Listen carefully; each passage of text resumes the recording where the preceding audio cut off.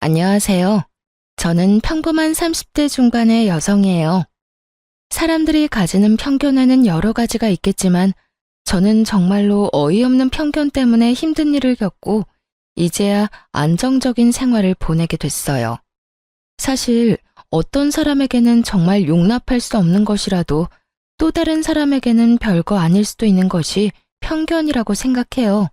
그리고 요즘 젊은 사람들에게 재혼 가정은 그렇게 큰 문제가 아니지만 나이가 많은 옛날 분들에게는 재혼 가정이라는 것만으로도 결혼을 꺼릴 일이 되는 거라는 걸 이때까지만 해도 전혀 몰랐거든요. 우리 어머니는 아버지와 재혼을 하셨어요. 옛날 분들은 쉬쉬하는 일이긴 했지만 저희 가족은 정말 너무너무 사이가 좋았죠. 재혼 가정이었지만 저는 아버지와 어머니의 딸이었고요. 어머니가 전 남편과의 사이에서 아이 없이 이혼을 하셨기 때문에 말 안 하면 그냥 온전한 가족일 뿐이었어요. 제가 성인이 되고 남자친구를 사귀기 시작했을 때 엄마가 저에게 당부하신 일이 있었어요. 예, 너 혹시 결혼할 사람 생기면 우리가 재혼 가정이라는 건 절대로 말하지 마. 말하고 싶으면 결혼하고 최소 5년은 넘은 뒤에 하고. 응? 재혼이래봐야 엄마랑 나 아빠 사이가 남인 건 아니잖아. 피가 섞인 부모 자식인데 엄마가 너무 예민하게 생각하는 거 아니야? 네 눈에는 그렇게 보이지. 근데 내 나이만 돼도 그걸 흉으로 보는 사람이 있어. 내가 그런 편견을 얼마나 많이 당했는지 아니? 지금이야 결혼도 이혼도 쉽다지만 그때는 이혼하고 재혼한다고 하면 마치 죄 지은 사람처럼 몰아갔거든. 그러니까 네 사돈 될 사람들이 어떤 분인지는 모르지만 네가 거기에 자리를 잡고 나면 이야기해. 이야기할 상황이 안 되면 그냥 영영 갖고 가도 되고. 솔직히 저는 이해가 가지 않았거든요. 옛날 사람들의 편견이라는 거 요즘에는 돌싱들도 TV 나와서 이혼 이야기 많이 하고 재혼 이야기 많이 하니까요. 그리고 막상 주변에도 이혼한 사람들이 꽤 있으니까요. 엄마 걱정을 전혀 이해를 못했죠. 하지만 엄마의 말처럼 생각하는 사람이 시댁에 있었던 거예요. 저는 평범한 회사원으로 일하다가 작은 가게를 하는 남편과 만났고 결혼식 날을 잡아놓은 뒤 임신이 확인된 케이스였어요. 그래서 남편의 가게 사정이 나빠졌을 때 결혼식을 미루기도 애매한 상황이 됐죠. 그때는 사업을 하던 시부도 갑자기 몸이 안 좋아 입원한 상태였고 사업 자체도 기울어져 가느라 시댁에도 돈이 많이 모자란 상황이었거든요. 곤란해하던 남편을 도와준 것은 바로 저희 엄마였어요. 김서방, 요즘 많이 힘들지? 아버지도 입원해 계시고 자네 가게 사정도 안 좋다고 들었어. 이걸로 일단 급한 불 좀 끄게. 친정엄마가 건넨 것은 카드였어요. 제 명의로 된 카드였지만 안에 들어있는 목돈은 어머니의 돈이었죠. 남편과 함께 안을 열어보니 8천만 원이라는 거금이 들어있었어요. 이거면 우리가 살 집을 희생하지 않고도 남편 가게와 시부 사업을 어느 정도 유지할 수 있는 돈이었죠. 그 통장을 받고 남편은 너무 고마워서 저희 어머니에게 연신 고개를 숙이며 감사 인사를 할 정도였어요. 그만큼 시부와 남편 상황이 좋지 않았거든요. 장모님, 이렇게 큰 돈을 너무 감사합니다. 나중에 어떻게든 이 돈 갚을게요. 감사합니다. 갚지 말라는 말은 안 할 거야. 사람 일이란 게 어떻게 될지 모르니까. 내 딸을 힘들게 하면 그때는 다시 다 돌려받을 테니까. 그리고 우리가 완전 남은 아니지 않은가? 자네 부친도 나와 친한 동네 오라비였으니까. 사실 친정엄마와 시부는 같은 동네에서 나고 자란 친한 오빠 동생 사이였어요. 거의 소꿉친구였죠. 서로 결혼하기 전까지 연락이 됐었는데 결혼 후에는 연락이 끊겨버려 연락도 못했다고 했어요. 그간 어떻게 살았는지 모르다가 상견례 때 서로 알아보게 됐거든요. 그때 정말 다들 어안이 벙벙한데 두 사람은 너무 즐거워하면서 이야기하시고 그런 어수선한 분위기는 처음이었던 것 같아요. 하지만 그 인연 덕분에 결혼이 더 수월했던 것도 있었죠. 그리고 그 인연 때문에 친정엄마가 남편과 시부를 위해 돈을 마련해 준 것이기도 하고요. 감사합니다. 제가 와이프 고생 안 시키도록 노력할게요. 고맙네. 아, 그리고 한 가지만 더 괜찮을까? 지금 자네랑 자네 부친 상황도 좋지 않으니 예단 예물 같은 건 서로 할 처지가 못 될 거라 생각해.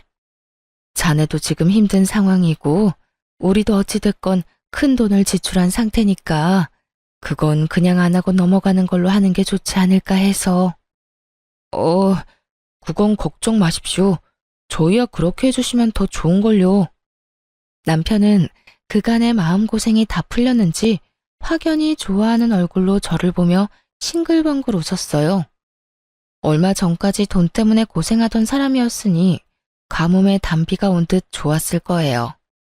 그러면서 제 손을 꼭 쥐어주는 것을 보니 결혼도 크게 걱정 없을 것 같았죠. 남편과 함께 시부 병실에 가서 상황을 이야기해드렸어요. 저희 친정어머니가 도와준다는 말을 하자 시부가 어찌나 좋아하시던지. 아이고, 우리야 너무 고맙지. 고향 동생이 사돈이 되니 이런 덕도 보는구나. 예단 예물은 우리도 힘든 상황이었으니 서로 없는 걸로 하는 게 맞는 것 같고, 내가 그래도 며느리 복이 있네. 이렇게 복덩이 같은 며느리가 떡하니 들어오고 말이야. 우리가 노력해서 너한테 다 갚아주마. 다 아버님이 쌓은 덕이죠. 짠순이 저희 어머니가 돈 빌려줄 정도면 아버님과 얼마나 각별한 사이였는지 알 것 같아서 마음도 놓이고 힘들 때 도와드릴 수 있어서 다행이라고 생각해요. 저와 친정엄마를 좋게 봐주는 시부를 보면서 기분이 참 좋았어요. 이렇게 시댁과도 진정한 가족이 될 수 있을지도 모른다는 생각을 했거든요. 그런데 그때 시모가 말을 하더군요. 근데 여보, 예단 예물을 안 하는 건 좀 아니죠. 제가 사려고 생각해둔 것들이 얼마나 많은데요. 어? 살 게 뭐가 있어? 결혼식이 아들 결혼식이지 우리 결혼식이야? 그리고 예단 예물 같은 거 할 상황도 안 돼 우리가. 당신 뭔가 착각하나 본데 간 만큼 오고 온 만큼 가는 거야. 상대방이 분에 넘치게 이미 줬는데 무슨 헛소리를. 그럼 아들이 받아온 돈 중에 좀 떼주세요. 저도 체면 칠해는 해야 할 것 아니에요. 세상 사람들이 얼마나 욕하겠어요. 며느리가 시집 올 때 아무것도 안 해왔다고. 안 해오긴 뭘 안 해와. 당신 그 욕심 좀 버려. 애들 결혼식으로 세간살이 마련할 참이야? 애들 건 애들 거야. 제발 이상한 거 생각하지 말고 우더런 되는 마음으로 얌전히 좀 있어. 나랑 아들 망하면 집에서 살림만 하던 당신도 다 같이 망하는 거 알지? 지금 당신 하는 짓이 말이야. 물에 건진 인간 살려줬더니 보따리 내놓으라고 어깃장 부리는 거랑 똑같은 거야. 제발 염치 좀 챙겨. 아니면 철이 좀 더 들던가. 어떻게 시어머니 될 사람이 이렇게 생각이 모자라? 시모는 작게 한숨을 푹 내쉬더니 저와 남편에게 눈길도 안 주고 병실에서 나가버리더군요. 사실 남편과 시부가 시모에게는 얼마 받았는지 절대로 이야기하지 말라고 신신당부했었거든요. 그 돈 보면 어떻게든 가져갈 거라고 거의 확신하는 조로 말씀을 하니 저도 아무 말 못했죠. 그러니 시모는 저희 엄마가 빌려준 돈이 그렇게 큰 액수라고 생각을 안 한 것 같더라고요. 여보, 미안해. 엄마가 나쁜 의도로 그렇게 말씀하지는 않았을 거야. 나중에 상황이 다 정리되고 당신한테 얼추 돈도 갚아나갈 때쯤 되면 엄마한테 다 말할게. 남편은 미안해했지만 남편이 미안할 일은 아니었죠. 시모가 너무 생각이 없는 거였으니까요.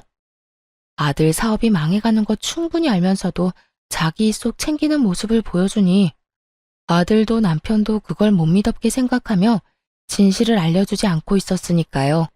그때 시모가 어떤 사람인지를 정확하게 느꼈던 것 같아요. 욕심이 많구나. 그런 생각이 들었죠. 그리고 걱정이 됐어요. 결혼식 때 시모가 마냥 밝은 얼굴은 아니겠구나 하고요. 그리고 그 생각은 정확했어요. 결혼식장에서 시모의 얼굴을 봤는데 완전 썩은 표정이었거든요. 탐탁지 않아 하는 표정, 불쾌한 표정, 냉정한 표정이 한데 뒤엉킨 아주 오묘하게 상대방을 짜증나게 하는 얼굴이었죠. 저는 걱정이 앞섰어요. 시모가 왜 화가 났는지도 전혀 몰랐으니까요. 남편과 시부가 시모를 잘 달랬을 거라고 생각했는데 여전히 얼굴이 그 꼴이었으니 설마 아직까지 예단 예물 때문에 저러고 있다고는 생각조차 못했거든요. 드레스 입고 부케를 들고 있으니 마음대로 움직여 물어볼 수도 없고 정말 답답해 죽을 것 같더라고요. 그런데 패백을 하러 이동할 때 시모가 왜 그렇게 짜증나는 얼굴을 하고 있었는지 정확하게 알게 됐어요. 아니, 어떻게 이런 법이 다 있어? 예물을 안 해오면 어떡하자는 거야? 아무리 예의가 없고 경우가 없어도 그렇지 이런 식으로 자기들 맘대로 줄이고 없애고 이런 건 좀 너무하지 않아? 패백실 들어가려는데 들리던 시모 목소리였어요. 저는 당황했죠. 남편 친인척들과 함께 있었는데 시모가 그런 말을 꺼낸 거예요. 시부는 화장실에 간 터라 안에 없었거든요. 시모 말에 동조하는 사람들도 있었어요. 해주기로 했다가 안 해준 거라고? 무슨 그런 집이 다 있대. 아무리 그래도 조금이라도 해야 할 건 해야지. 겉만 번지르르 하고 그 집안 다 망한 거 아니야? 딸 결혼하는데 대놓고 그런 말을 어떻게 해? 돈 쓰기 싫은 거지. 며느리가 그렇다고 엄청 대단한 것도 아니고 뭐 내세울 것도 없는 애 시집 보내면서 그런 것도 없이 오는 거 너무 경우 없는 짓이잖아. 듣고 있으니 눈앞이 깜깜하더군요. 저희 부모님이 없길 바라며 안을 슬쩍 살폈는데 저희 부모님이 반대편 통로에 계시더라고요. 친정엄마 표정이 무척 안 좋았어요. 그 기분이 어떨지 짐작도 안 갔죠. 항상 긍정적인 어머니 표정이 완전 망가져 있었으니까요. 게다가 시모 이야기에 동조한 다른 사람들이 함께 흉보기 시작하면서 어머니는 들어오지도 나가지도 못하고 있었어요. 제가 어떻게든 해보려 했는데 시부가 뒤에서 나타났어요. 아가, 안 들어가고 여기서 뭐 하고 있어? 시부가 저를 챙기고 뒤이어 남편도 나타났죠. 두 사람 다 화장실을 다녀와서 늦었죠. 그런데 시부가 들어서는 순간에도 시모는 저희 친정 욕을 계속하고 있었어요. 오히려 저 들으란 듯 더 크게 말하더라고요. 내가 아들 앞길 막아버린 건 아닌가 싶어서 걱정이에요. 결혼식부터 자기 마음대로 모든 걸 결정하는 사람들이잖아요. 결혼하면 얼마나 심하겠어요? 별것도 없는 딸도 귀한 딸이라고 싸고 돌 테니까요. 당신 지금 무슨 소리 하는 거야? 결국 시모 이야기를 듣던 시부가 깜짝 놀라 시모에게 소리쳤어요. 지금 친척들 앞에서 무슨 헛소리 지어 만드는 거냐고. 자식 도와준 사돈이 얼마나 고마운데 당신 하는 짓이 원수를 은혜로 갚는 거랑 뭐가 달라. 막말로 예단 예물을 했었어 봐. 우리가 감당이나 했겠소? 지금이야 퇴원해서 몸 상태 괜찮고 사업도 차츰 돌아오고 있지만 그때 사돈이 안 도와줬으면 재기 못했을 수도 있다고. 어떻게 돼먹은 사람이야 당신? 은인들 앞에 두고 그런 말을 어떻게 하냐고. 꼴랑 조금 도와준 거 가지고 이러지 말아요. 그리고 하기로 한 건 했어야지. 그걸로 얼마나 할 일이 많았는지 알아요? 제가 사야 할 것들 다 못 샀는데 그럼 가만히 있어야 하냐고요. 그리고 우리 집에 시집 오면 당연히 도와줘야 하는 거지 뭘 그렇게 생색을 내면서 도와줘요? 정말 떼쓰는 아이처럼 말하더라고요. 상황을 볼 줄 모르는 건지 주변을 전혀 신경 쓰지 않더라고요. 시모와 함께 욕한 사람들이 처가에서 이미 금전적인 도움을 줬다는 말에 자신들이 했던 말을 주워 담지도 못하고 아이고 이걸 어째 하며 발만 동동 구르고 있었는데도요. 그리고 시모의 그 철없는 말에 저희 친정 부모님보다 얼굴이 더 일그러진 사람이 바로 시부였어요. 도움을 준 사람이 바로 앞에 있는데 자기 마누라가 저런 소리를 찍찍해대니 당연히 환장하고 펄쩍 뛰었어요. 뚫린 입이라고 말 함부로 하는 거 아니야. 도대체가 당신은 나이를 어디로 먹은 거야? 그리고 내가 말했지. 당신 그 욕심 때문에 언젠가 큰 코 다친다고. 제발 욕심 좀 버려. 당신 때문에 나도 창피해. 손님들 앞에서 이게 무슨 추태냐고. 결국 남편이 수습하러 나섰어요. 아버지, 진정하세요.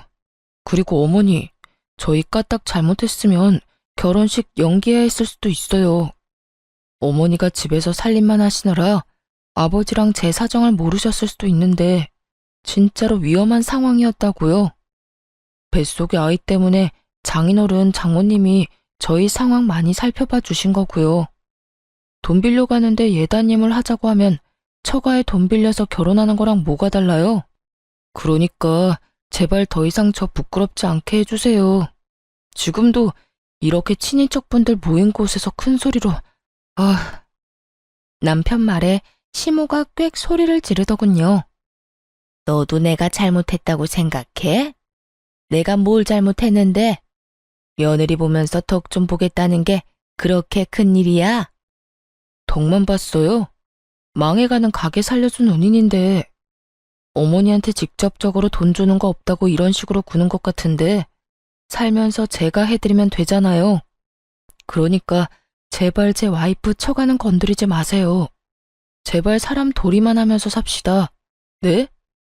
시모는 골이 잔뜩 난 채로 인상을 확 찌푸리고 있었고 시부와 남편은 저와 친정 부모님을 달래려 애썼어요. 두 사람이 잘 달래지 않았다면 분위기가 수습이 안 될 정도로 망가졌을 거예요. 남편은 저와 친정어머니에게 미안하다고 연신 고개 숙였죠. 그때 시모가 자기는 패백을 안 하겠다고 나가버리더군요. 그런데 아무도 안 잡았어요.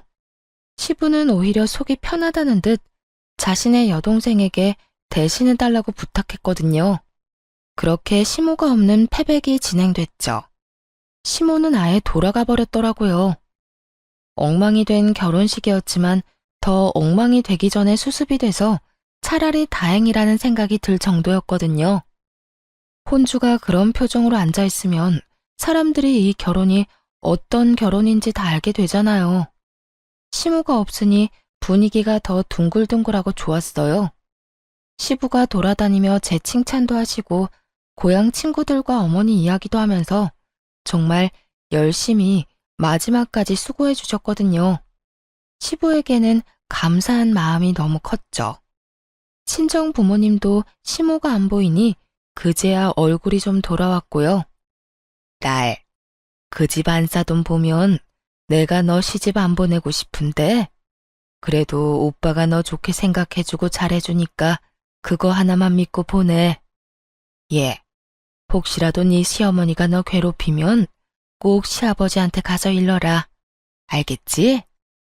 어른이 어른 같아야 말이지. 저런 어른도 웃어른이라고 다 참아주면 너만 생고생이야. 아니다 싶을 때는 확실하게 시아버지한테 말해. 도와준 것도 있고 이 엄마 얼굴 생각해서라도 너한테 잘해줄 양반이야. 나는 너희 시모 가까이 하고 싶은 마음 없으니까 혹시라도 만나게 될 일 만들지 말고. 알았지? 정말 싫었던 건지 신신당부를 하더라고요. 그리고 며칠 뒤에야 저희는 시부모님 소식을 들었어요. 엄청 크게 싸웠다고 하더라고요. 완전히 사이가 틀어질 정도로요. 하긴 싸우지 않는 게 이상한 일이었죠. 남편은 그 결혼식 이후로 저한테 신경 많이 썼어요. 그런 거 아니더라도 원래 저한테 잘해주던 사람이었는데 더 신경을 많이 쓰더라고요. 스트레스가 아이한테 안 좋은 영향을 미쳤을까봐 걱정하며 발 마사지도 해주고 그래서 시모에 관한 건 좀 털어낼 수 있었어요. 남편이 최대한 시모와 마주치지 않을 수 있도록 해주겠다고 했거든요. 그 말 믿고 안심하고 있었죠. 그런데 남편이 막을 수 있는 것도 한계가 있더라고요. 시부와 남편 사업이 잘 풀리기 시작하면서 집안에 생기는 크고 작은 행사들을 시모와 제가 챙겨야 할 일이 생겼거든요. 그렇게 만날 때마다 남편은 자기 가게로 시모를 불러서 자기 보는 눈앞에서 제가 시모와 만나도록 해줬어요. 하지만 바쁜 시간대에 손님도 많으면 어쩔 수 없이 시모와 단둘이 만나야 할 일도 생겼거든요. 결혼식 이후로 오랜만에 본 시모는 생각보다 괜찮은 상태였어요. 대놓고 저를 싫어하는 기색을 내비추거나 냉랭한 느낌을 주지는 않았어요. 그래서 시부와 남편이 많이 달랬구나 싶었는데 그게 아니었더라고요. 예, 너 그 가방 예쁘네? 어디서 샀어? 제가 가지고 있던 가방을 보며 그렇게 말하더라고요. 신혼여행 다녀오면서 사온 거였거든요. 고가의 브랜드는 아니지만 애착이 가고 제가 딱 좋아하는 스타일이라 손이 많이 가는 가방이었죠. 아, 이거 신혼여행 갔다 오면서 하나 장만한 거예요. 그래? 그런데 너무 예쁘다. 이거 갖고 싶네. 그냥 놔주면 안 되니? 손에 칼만 안 들었다 뿐이지 이건 거의 날강도나 다름없었죠.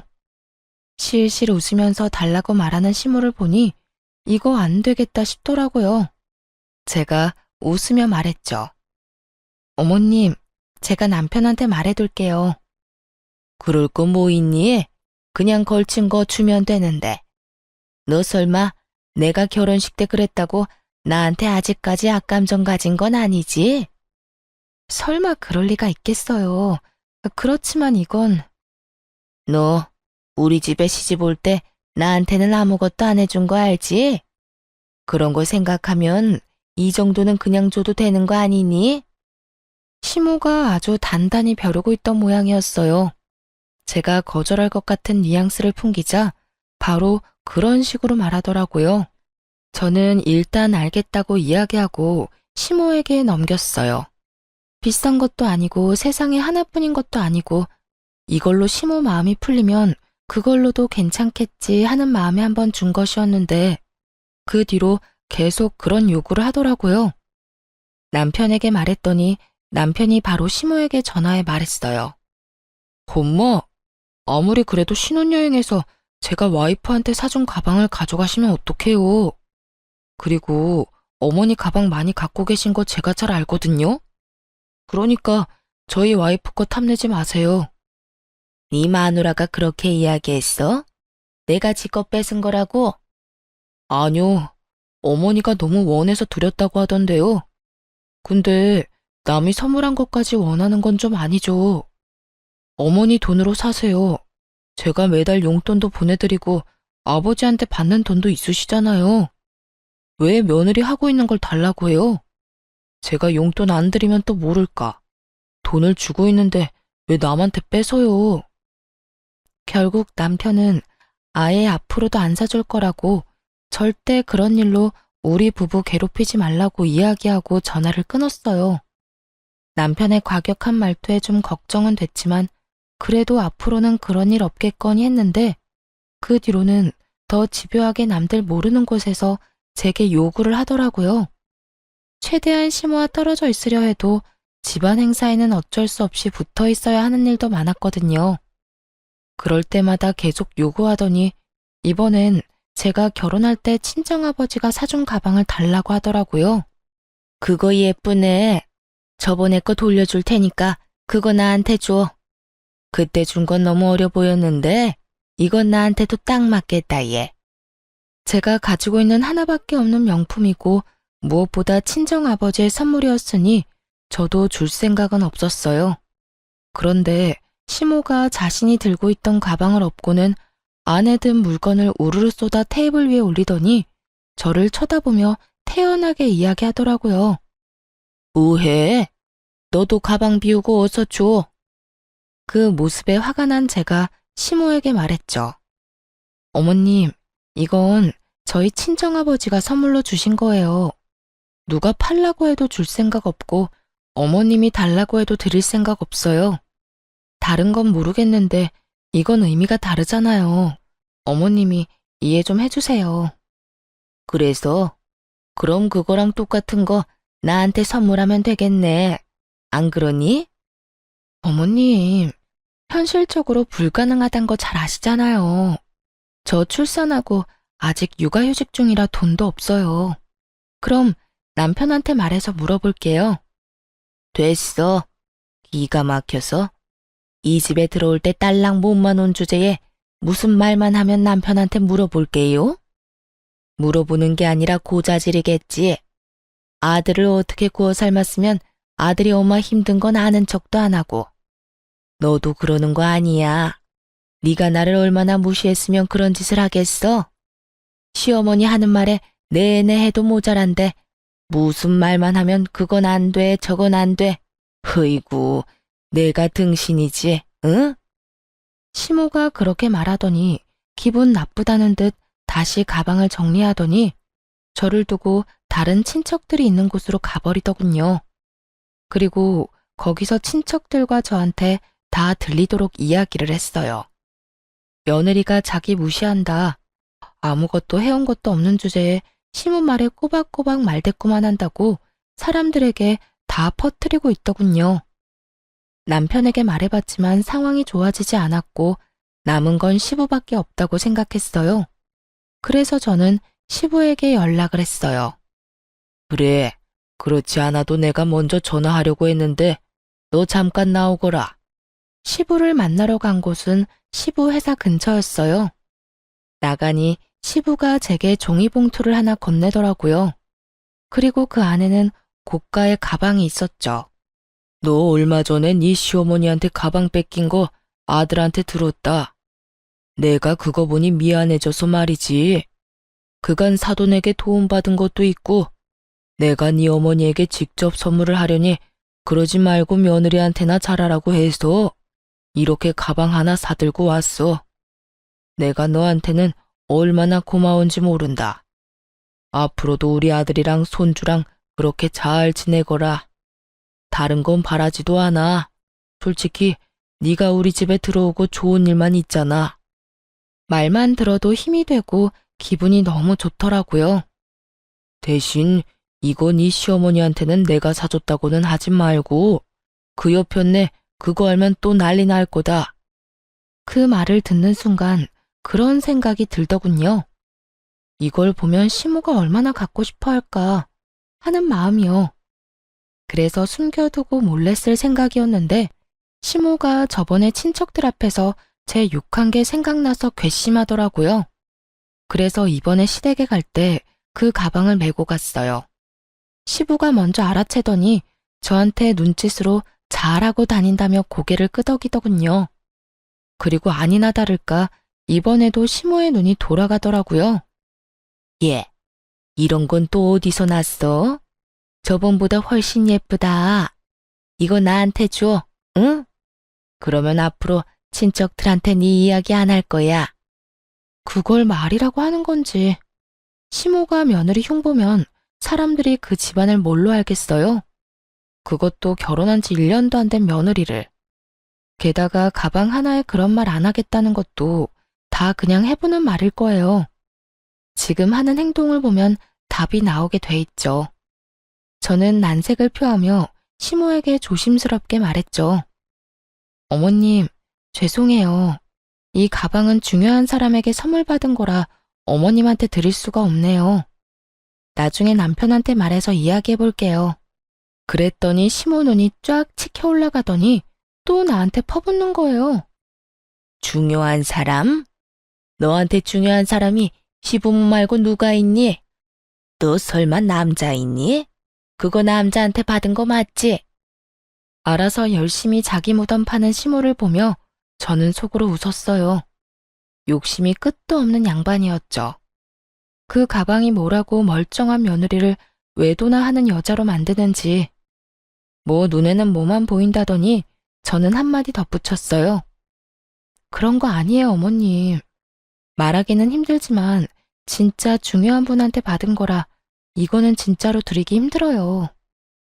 너 맞네, 바람핀 거. 지금 당장 안 주면 너 그러는 거 가족들한테 다 알릴 거야. 그러니까 빨리 내놓고 그 남자랑도 헤어져. 제가 뭐라 말하기도 전에 시모는 가방을 휙 낚아채더니 그 안에 있던 제 물건을 바닥으로 탈탈 털어냈어요.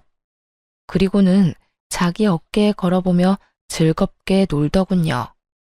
저는 속으로 걸렸구나 싶은 마음에 불쌍하게 주섬주섬 물건들만 주워서 종이 가방에 넣었죠. 더 이상 시모에게 갖다부타 말은 하지 않고 저녁 때 집에 갈 때까지 기다렸어요. 저는 일부러 작은 종이 가방만 하나 챙겨들었죠. 배웅하러 온 시부가 제 짐을 보고 의아해하며 묻더군요. 아가, 너 가방 놔두고 왔어. 내가 가져오마. 여보, 그거 아니야. 이제 내 거니까 거기 놔둬요. 시부가 시모 이야기에 당황한 얼굴이 돼서 시모에게 되물었죠. 이게 왜 당신 거야? 걔가 나한테 줬다고요. 자기 불리해지는 거 싫으니까 바람 피우는 거 나한테 들켜서 내가 눈 감아주는 조건으로 그거 받은 거란 말이에요. 혼자 소설 쓰던 시모를 보며 시부가 황당한 얼굴로 되물었죠. 바람을 피워?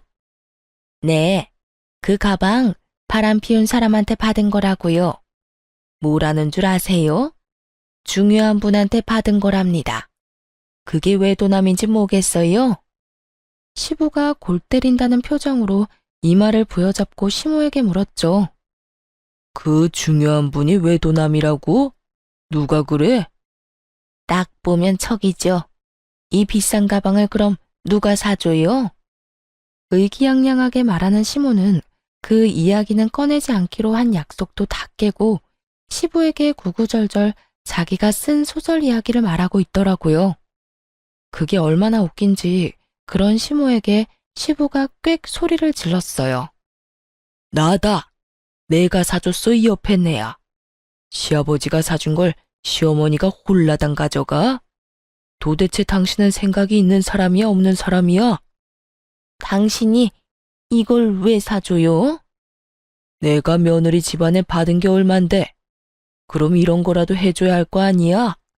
당신은 양심이 없는 거야 아니면 욕심이 눈을 가린 거야?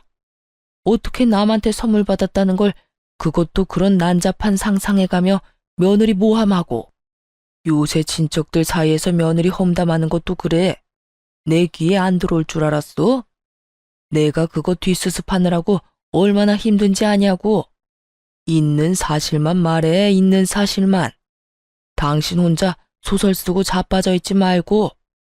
시부가 그렇게 말하며 가방을 탈탈 털어 시모 물건을 바닥에 냅다 던져버리고 제게 가방을 돌려줬어요. 그걸 보고 있던 시모가 저를 째려보는데 어쩌겠어요. 저는 줬는데 시부가 다시 돌려줬으니 다시 제 것이 된 것뿐이죠. 그리고 그 뒤로 시모는 제 것을 탐낸 적이 없었어요. 시부에게 한바탕 혼쭐이 난 모양이었어요. 이제야 시모가 제정신 차렸구나 싶었는데 그게 아니었어요. 그때 앙금이 남아있었는지 그 뒤로 저를 괴롭히는 일이 많아졌거든요. 특히 아무 쓸데도 없는 일을 계속 시키려고 했어요. 남편이 거의 막아줬지만 남편도 못 막는 일이면 무조건 트집 잡아 사람을 혼내고는 했어요. 게다가 하루 만에 다 할 수 없는 일을 시켜놓고 제대로 못하면 친정 부모님 욕을 엄청 했거든요. 그러다 정말 제대로 시모와 붙은 적이 있었는데 그게 바로 김장 때였어요. 보통은 친정이나 시댁에 가서 김장을 하는데 시모는 시댁에 오지 말고 저희 신혼집에서 김장을 해서 시댁 먹을 것까지 해서 가져오라고 하더라고요. 너무 양도 많고 힘드니 친정엄마한테 연락했죠. 이야기 들은 친정엄마가 흔쾌히 도와주겠다며 왔는데 제가 좋아하는 반찬에 고추장, 간장까지 다 해오셨더라고요. 둘이서 김장하는데 힘들긴 했지만 정말 재미있게 일했거든요. 김장을 다 하고 친정엄마에게 잠깐 쉬고 가라고 했죠. 안방에 들어가 엄마가 쉬는 동안 저는 바깥에 정리하고 있었는데 갑자기 현관문 비밀번호 누르는 소리가 나더니 곧 시모 얼굴이 보였어요. 어머님, 무슨 일로 오셨어요? 제 물음에 답도 않고 시모는 제 얼굴에 다짜고짜 종이를 확 뿌려대더라고요. 날리는 종이를 보며 당황한 표정으로 이게 무슨 종이인가 싶어 주었어요. 그런데 그 사이에 거실로 들어간 시모가 다 만들어 놓은 김장김치 뚜껑을 열더니 거실에 패대기 치는 거예요. 너무 당황한 제가 소리를 질렀죠. 어머님, 이게 무슨 짓이에요? 무슨 짓? 무슨 짓은 너랑 너희 집이 했겠지. 너 이혼 가정인 거 왜 말 안 했어? 말했으면 너 절대로 결혼 안 시켰을 거야. 다 부모 따라가는 법이라고 그 나물에 그 밥이지. 봐라, 네가 중간에서 이간질을 얼마나 했으면 남편도 아들도 다 네 치마폭에 쌓여 헤어나오지를 못해. 너 때문이잖아, 이 도둑년아. 밑도 끝도 없는 이혼 가정 이야기. 저야말로 당황했죠. 이게 이렇게 크게 화낼 일이었나요? 진짜 이해가 안 가더라고요. 어머님, 도대체 무슨 말씀하시는 거예요? 그리고 김치는 왜 이렇게 만들었어요? 너랑 네 어미가 만든 김치를 우리가 왜 먹어? 재수가 없으려니 이런 년이 집에 붙어가지고. 너도 내 자식 버리고 이혼할 가능성 충분해. 네 엄마가 그랬던 것처럼. 내가 다 조사해 봤어. 어쩐지 처음부터 마음에 안 들더라. 자기 마음대로 모든 걸 다 하려고 한 것도 그렇고 매번 남편 시아버지 내세워서 일 처리하려고 하는 것도 그렇고 너 네 엄마한테 그렇게 배웠어? 어른한테 그런 식으로 하라고 배웠냐고? 저희 엄마 욕하지 마세요. 어디 가서 그런 소리 들으실 분 아니에요.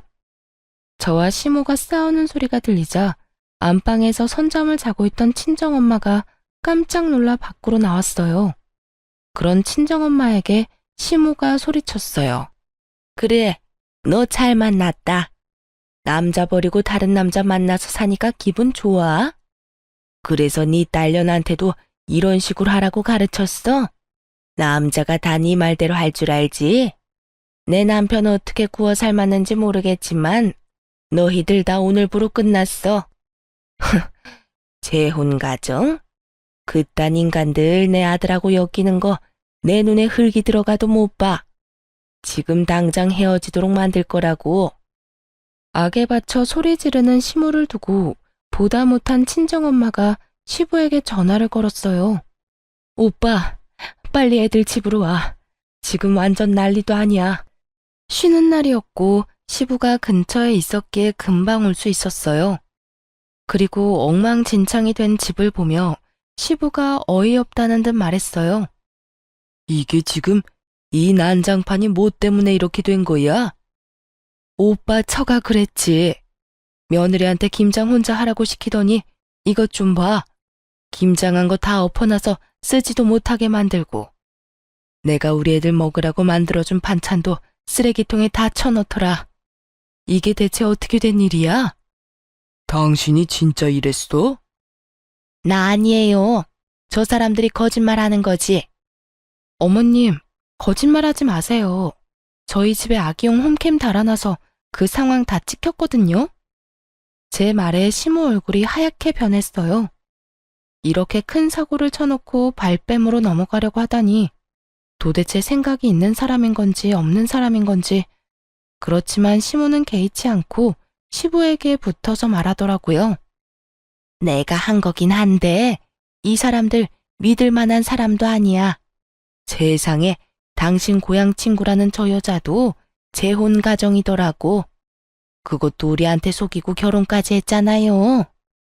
내가 여태껏 사돈 얼굴 봐서 도와주고 참아준 건데 이게 도대체 무슨 꼴이냐고. 우리가 왜 저 여자한테 뒷조사까지 당해야 해? 내가 이혼하고 재혼한 게 그렇게 나쁜 일이야? 그게 뭐가 그렇게 잘못했다고 여기서 이 난리야. 그리고 그런 것 때문에 화내는 것도 아니잖아.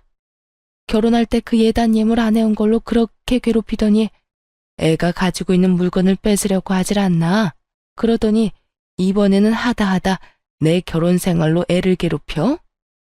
이미 애들 결혼했고 잘 살고 있으면 됐지.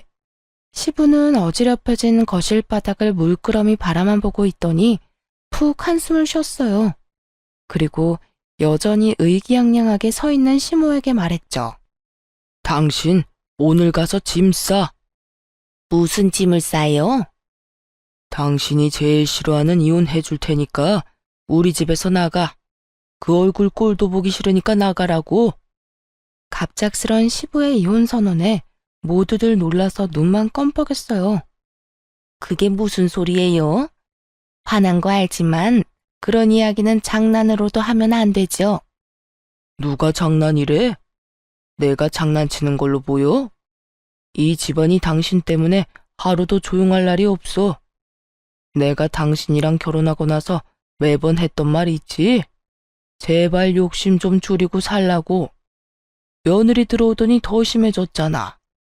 그럼 며느리를 내보내야지 왜 날 내보내요? 그럼 자식 새끼 늙어 죽을 때까지 호래비로 만들 셈이야?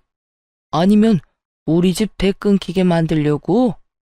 나가려면 당신이나 나가. 싫어요. 못해요. 안 나갈 거라고요. 어떻게 몇십 년을 같이 살았는데 이런 식으로 이혼을 하자고 해요? 이혼 못해? 그럼 며느리랑 아들 일에 앞으로 입도 뻥긋 하지 마. 그거 지킬 수 있으면 이혼은 안 할 거야. 그건 말도 안 되죠.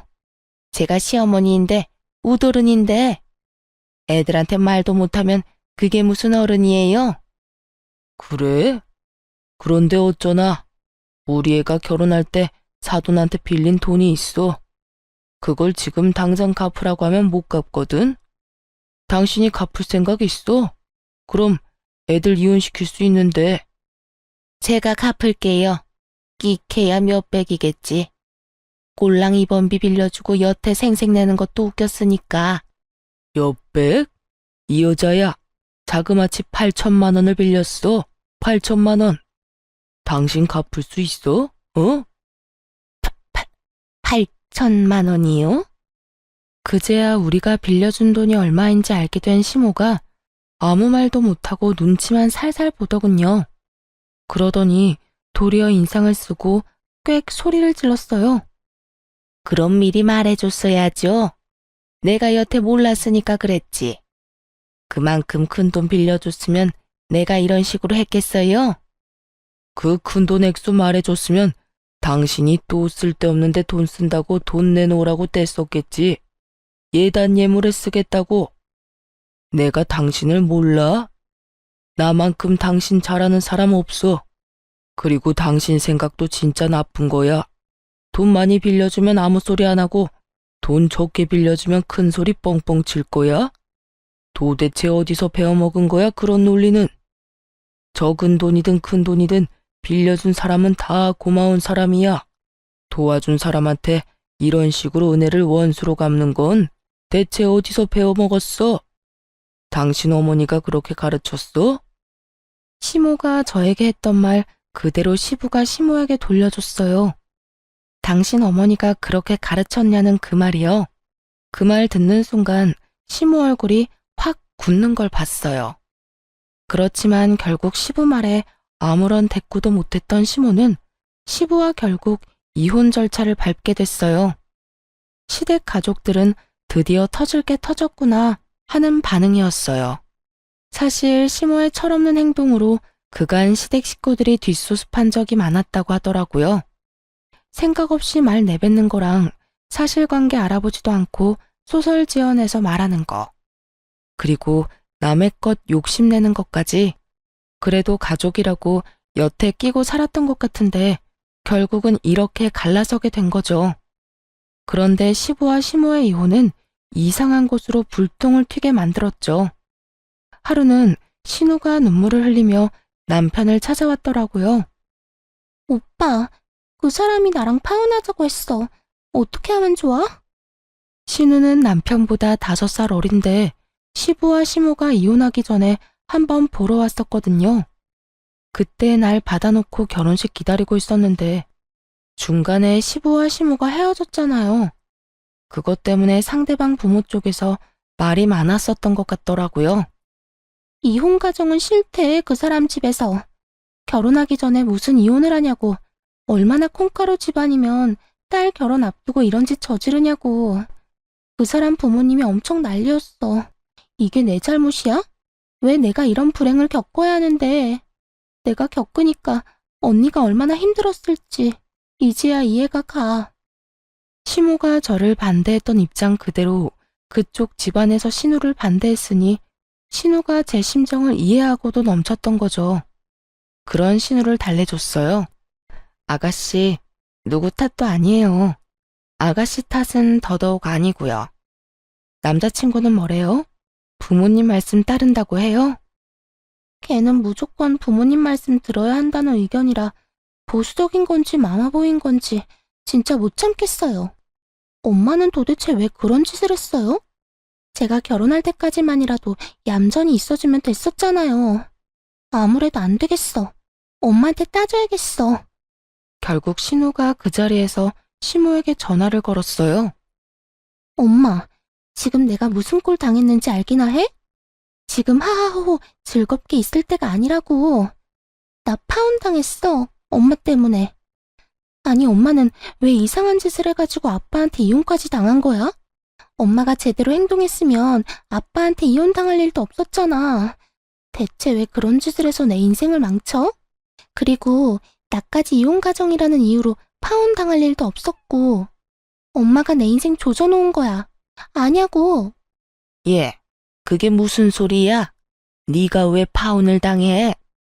엄마 아빠 이혼했다고 파혼당했다고. 엄마가 다 책임져. 책임지라고. 내 인생 어쩔 거야? 신우는 시모 탓을 하며 시모에게 악담을 퍼부었어요.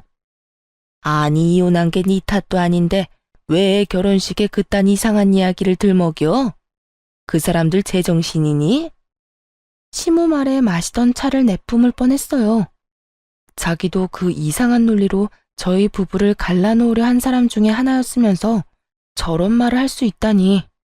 하긴 그때는 본인도 이혼녀가 될 수 있을 거라고 생각조차 못 해봤을 테니까요. 엄마, 앞으로 나한테 연락하지 마. 엄마가 내 인생 망쳐놓은 거나 절대로 못 잊어. 엄마랑 인연 끊고 엄마 없는 사람으로 살 거야. 예, 너는 나한테 그러면 안 되는 거야. 내가 너희를 어떻게 키웠는데? 그러지 말고 이 엄마가 어떻게든 되돌려 보마. 그러니까 이런 식으로 감정적으로 굴지 말고. 여보세요? 여보세요? 다 늦었어. 시모 말이 끝나기도 전에 신우가 전화를 끊어버렸어요. 그 뒤로도 시모가 계속 신우에게 연락을 했지만 신우가 연락을 받지 않았다고 하더군요. 시모는 그제서야 자신이 이혼한 게 실감이 난 건지 딸의 말에 충격이라도 받았는지 시부와 남편에게 전화해서는 매일같이 울며 매달렸대요.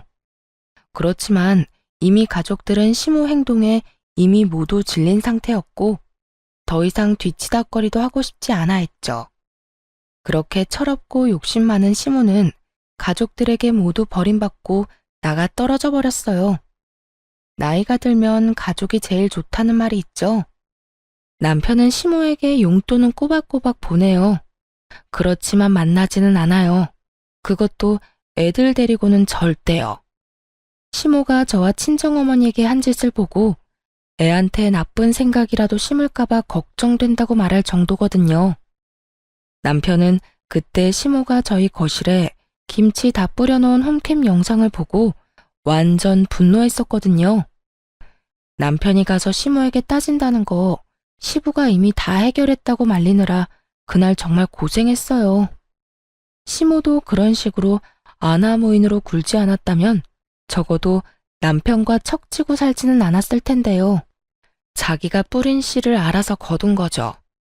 시모도 이제 어르신 소리 들을 나이니 나이 먹으면서 제발 철도 같이 들었으면 좋겠네요. 이제 와서 너무 늦기는 했지만요. 살다 보니 이런 일도 겪고 참 세상 사는 게 제 맘 같지만은 않더군요. 그래도 이제야 어떻게든 정상적인 생활이 되어서 다행이라고 생각해요. 편견을 가진 시모가 결국 본인 스스로 그 편견을 뒤집어 쓰게 될 줄 아무도 몰랐겠죠? 그리고 모든 가족이 자신을 버릴 거라는 생각도 못했을 거고요. 시모를 보면서 생각나는 게 하나 있어요. 반면교사라고 하죠. 저 사람처럼은 절대 되지 말아야겠다. 그 마음이요. 쓰다 보니 글이 길어졌네요. 긴 글 읽어주셔서 감사하고 여러분들은 행복한 시간만 보내셨으면 좋겠어요.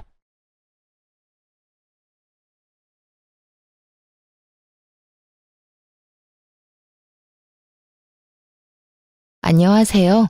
저는 유치원을 다니고 있는 아들을 혼자 키우고 있는 30대 여자입니다.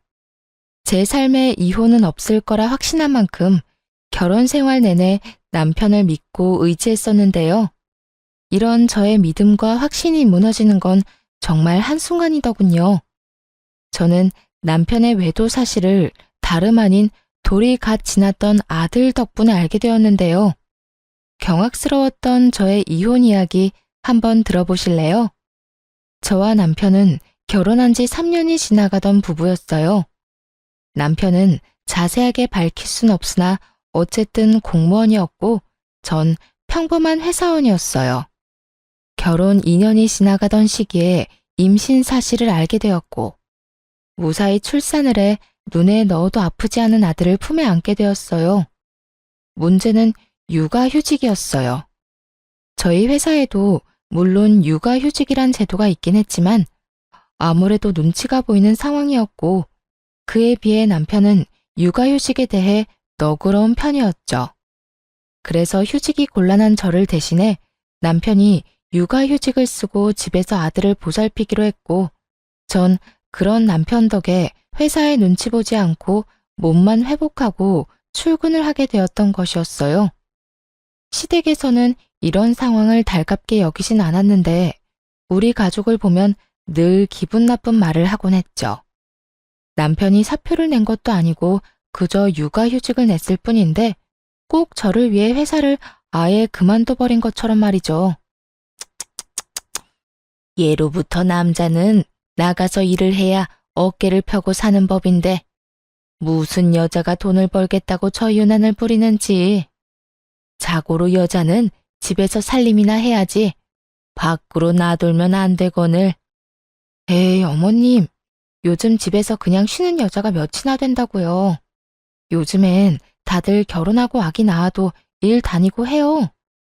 넌 내 아들 집에 들여앉히고 일 다니니까 내가 이런 말을 하는 거 아니니? 조선천지 어디에 남자가 애 본다고 집에서 있고 아녀자가 밖으로 나돌면서 돈을 번단 말이냐? 어머님, 아범이 아예 사표를 쓴 것도 아니고 육아휴직을 쓴 거라고요. 언제든 복직하고 싶으면 하면 된다고요. 그러니까 그렇게 나쁘게만 보지 마시고 이해 좀 해주세요. 어머님 저 볼 때마다 매번 그렇게 말하니까 저도 어머님 뵐 때마다 마음이 불편하다고요. 네 마음 편해지라고 나는 할 말도 하면 안 되니? 하여튼 이래서 안 되는 거다. 사회생활 좀 한다고 하늘 같은 시어머니한테 말대꾸나 해대고 말이야. 아무리 좋게 설명을 해도 끝은 매번 저 모양이니 저는 말을 섞고 싶지도 않아지더군요.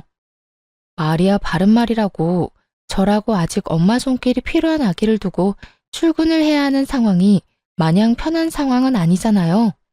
물론 밖에서 사람을 만나는 저와는 달리 온종일 아기와 씨름하는 남편도 힘들겠지만 저 역시 몸도 편치 않은 상황에서 일하랴 집에 와서 살림하랴 보통 힘든 것이 아닌 상황이었죠.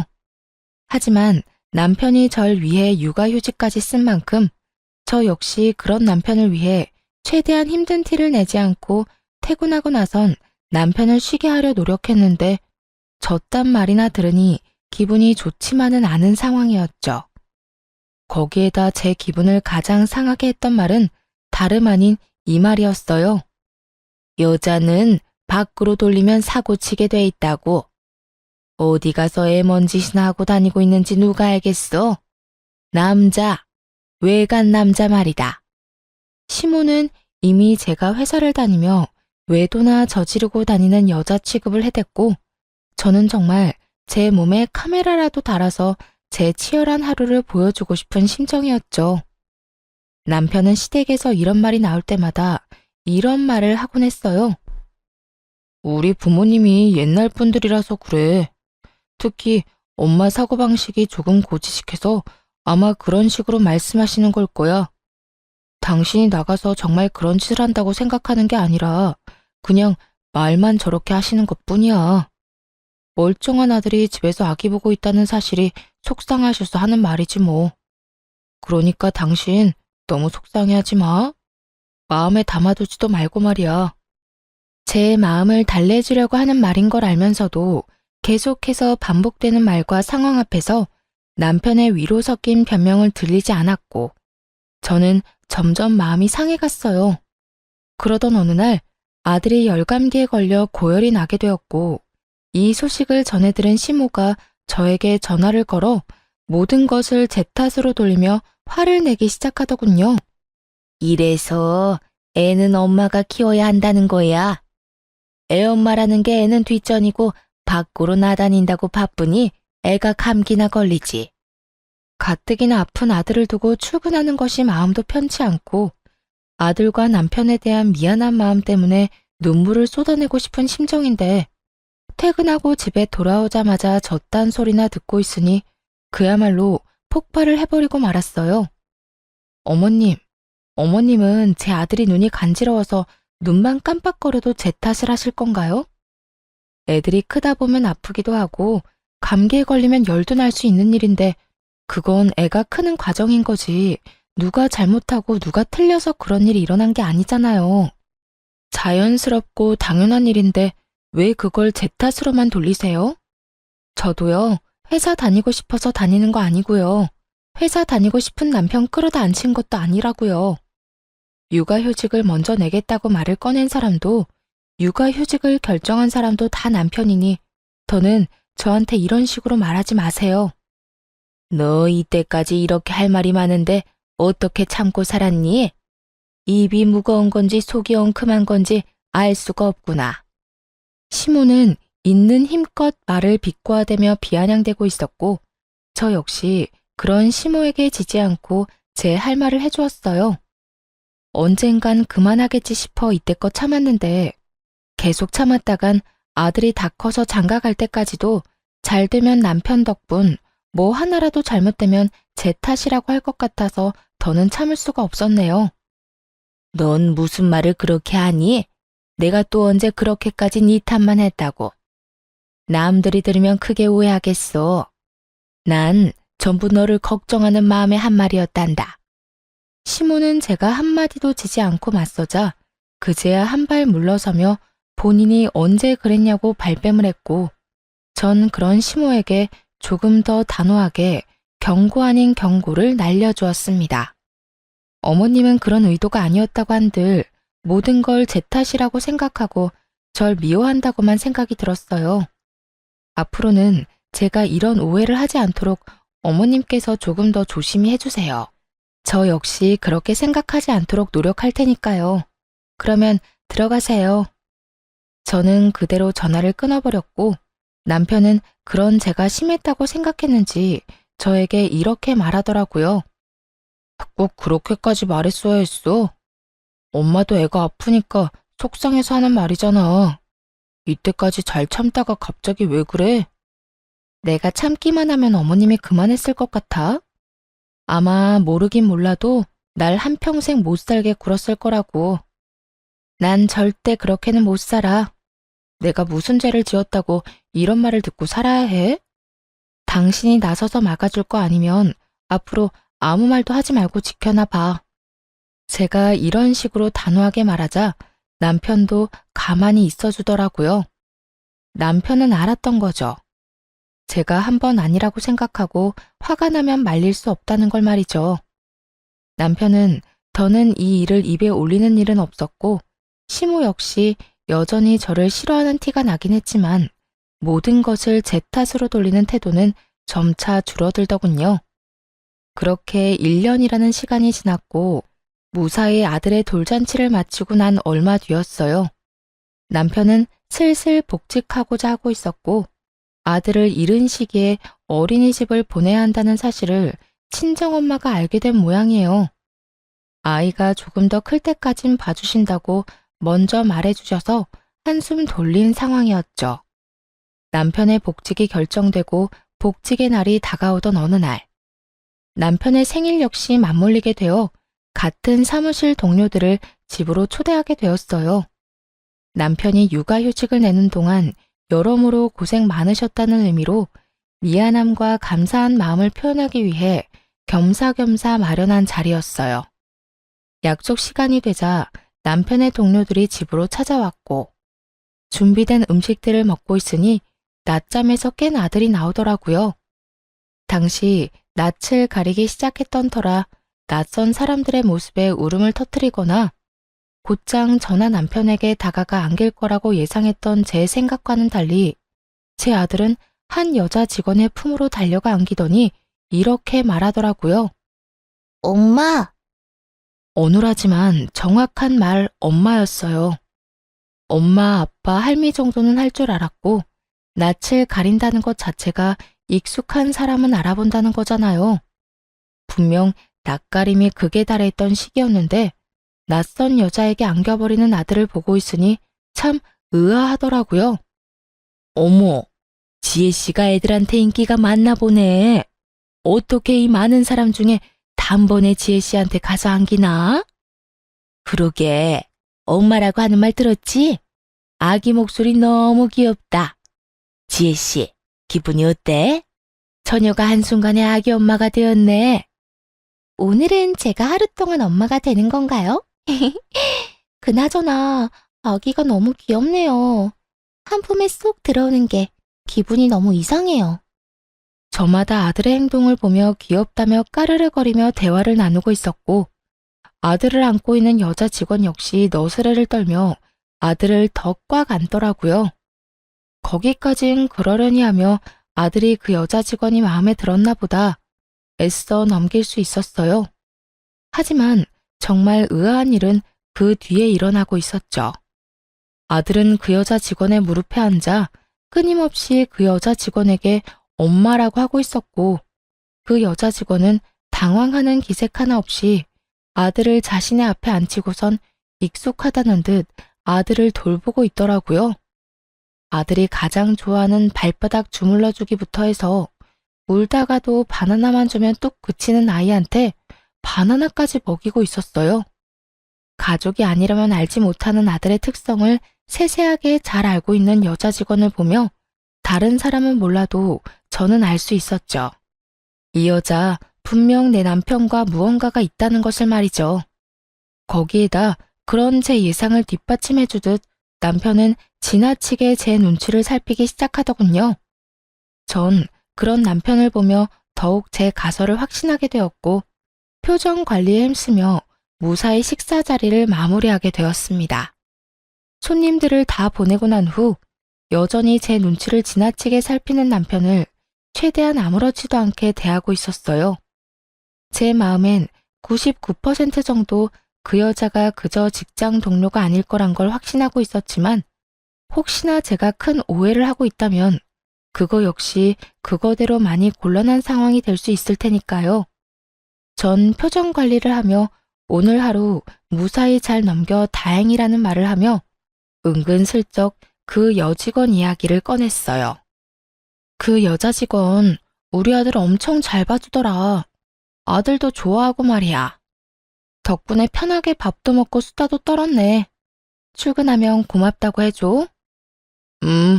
들어보니까 조카들이 어리다고 하더라고. 그래서 애들도 잘 보고 애들도 잘 따르고 하는가 보더라. 어찌되었든 당신이 오늘 편했다니 다행이다. 나 때문에 당신이 너무 고생하는 거 아닌가 생각했거든. 들어가서 좀 쉬어. 뒷정리는 내가 할게. 아니야, 같이 해. 혼자 언제 다 하려고 그래. 아니야. 내가 다 할 수 있어. 당신은 준비하느라고 정신 없었을 텐데 얼른 들어가서 쉬어. 내가 얼른 끝내고 들어갈게. 그래? 그러면 수고해. 남편은 묻지도 않은 직원의 가족관계까지 설명하며 저를 방으로 밀어넣으려 하더군요. 결국 남편에게 뒷정리를 맡기고 안방으로 들어와 버렸습니다. 아무리 좋게 생각해 보려고 해도 의심스러운 정황에 한참을 고민하던 저는 아기가 태어나기 전 충동적으로 구매했던 홈 CCTV 2개를 꺼내들게 되었죠. 무선으로 몰래 숨기기 좋아 보였거든요. 하나는 남편이 거실을 치우는 사이 아기 수납장 맨 위 인형들 사이에 숨겼고 하나는 남편이 자는 사이 거실에 있는 수납장 안에 숨겨두었죠. 아예 신경을 쓰지 않고 보면 아무도 눈치채지 못할 정도로 몇 번이고 확인했고 그렇게 아무 일도 아무것도 모르는 척 일상생활을 잘하고 지냈죠. 어느덧 남편의 복직 일주일 전으로 다가왔지만 그때까진 아무리 CCTV를 살펴봐도 그 어떠한 의심스러운 장면이 없더라고요. 의심스럽기는커녕 아들을 보느라 고생인 남편을 보는데 안쓰러운 마음마저 들었어요. 남편은 긴 시간 외출하는 일이 거의 없었고 해봤자 아이와 함께 잠시 단지 내에 산책하러 간다거나 아이와 외출 시간이 길다 싶으면 함께 장을 봐서 오는 듯 양손 가득 먹거리를 사들고 들어오더라고요. 그런 남편의 생활을 지켜보고 있자니 괜한 사람을 오해한 것 같아 죄책감마저 느껴지더라고요. 그런 생각이 드니 이 모든 것이 무슨 짓인가 하는 생각이 들며 집에 숨겨왔던 CCTV를 치워야겠다고 마음먹은 어느 날이었어요.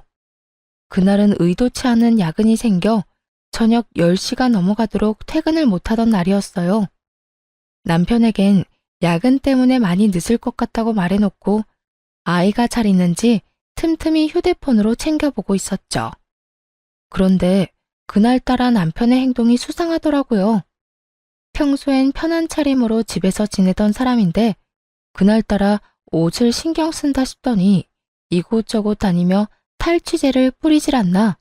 또 심지어는 손도 대지 않던 화장실 청소까지 하기 시작하더군요. 이불을 터는 모습이 보이기도 했고요.